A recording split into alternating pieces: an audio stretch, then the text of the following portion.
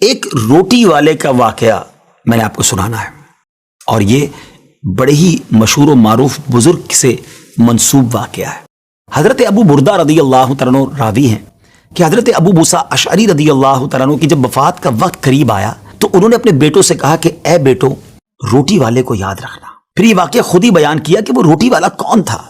آپ نے کہا کہ ایک شخص تھا جس نے 70 سال اللہ کی عبادت کی، بڑی عبادت کی، مگر 70 سال بعد جب وہ باہر آیا تو شیطان نے اس کو بہکایا اور وہ ایک عورت کے فتنے میں مبتلا ہو گیا۔ 7 دن اور 7 راتیں وہ اس عورت کے ساتھ رہا، غلط کام ہو گئے۔ اب اس کو پھر شرمندگی ہوئی کہ یہ میں نے کیا کیا، 70 سال عبادت کی اور یہ 7 دن اور 7 راتیں میں نے گناہ میں گزار دی۔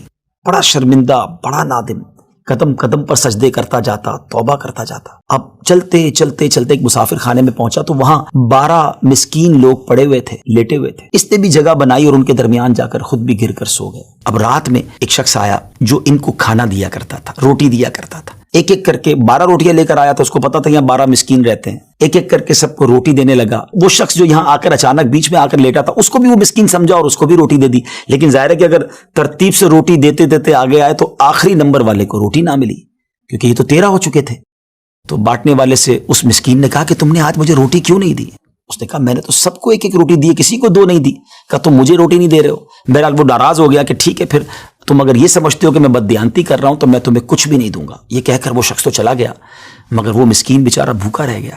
اب وہ شخص جس نے ابھی توبہ کی تھی، پہلے 70 سال کی عبادت بھی کی ہوئی تھی، اس کو خیال آیا کہ میری وجہ سے اس مسکین کو روٹی نہیں ملی ہے۔ بھوک اسے بھی بڑی تھی، مگر اس نے وہ روٹی اسے دے دی۔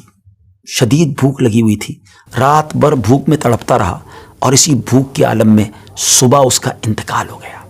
حضرت ابو موسیٰ اشعری رضی اللہ تعالیٰ عنہ فرماتے ہیں کہ جب یہ شخص اللہ کی بارگاہ میں پہنچا نا تو ایک پلڑے میں اس کی 70 سال کی عبادت رکھی گئی اور ایک پلڑے میں وہ 7 دن اور 7 رات کے گناہ رکھے گئے۔ تو فرمایا کہ وہ گناہ جو تھے وہ 70 سال کی عبادت سے آگے بڑھ گئے، یعنی اب اس کے لیے گویا حکم ہو سکتا تھا کہ وہ جہنم میں جائے، مگر ان 7 دن کے گناہوں کے سامنے وہ روٹی رکھی گئی، اور اس روٹی کی برکت سے، کیونکہ وہ اخلاص کے ساتھ ایثار کی گئی تھی، مسکین کی مدد کی گئی تھی، وہ 7 دن کے بڑے بڑے گناہ معاف کر دیے گئے اور وہ جنت میں چلا گیا۔ پھر آپ نے اپنے بچوں سے کہا بیٹا روٹی والے کو یاد رکھنا۔ ناظرین، یہ واقعہ واقعی دلوں کے تار چھیڑ دیتا ہے۔ 2 باتیں سیکھنی ہیں کہ بعض اوقات کچھ لوگ کہتے ہیں یار میں نہیں بہک سکتا، میں تو بڑے اچھے ماحول میں ہوں۔ نہیں جناب، شیطان نے بڑوں بڑوں کو بہکا دیا ہے۔ ہمیں اپنی صحبتیں اچھی کرنی ہوں گی، اللہ کریم سے شیطان کے مقابلے میں پناہ مانگنی ہوگی اور اپنے آپ سے ڈرتے رہنا ہوگا کہ نہیں میں بھی گناہوں میں مبتلا ہو سکتا ہوں، مجھ سے بھی کوئی بڑا گناہ کہیں نہ ہو جائے۔ توبہ کرتے رہیں، ڈرتے رہیں، خوف رکھیں اور اچھی صحبت اپنائیں۔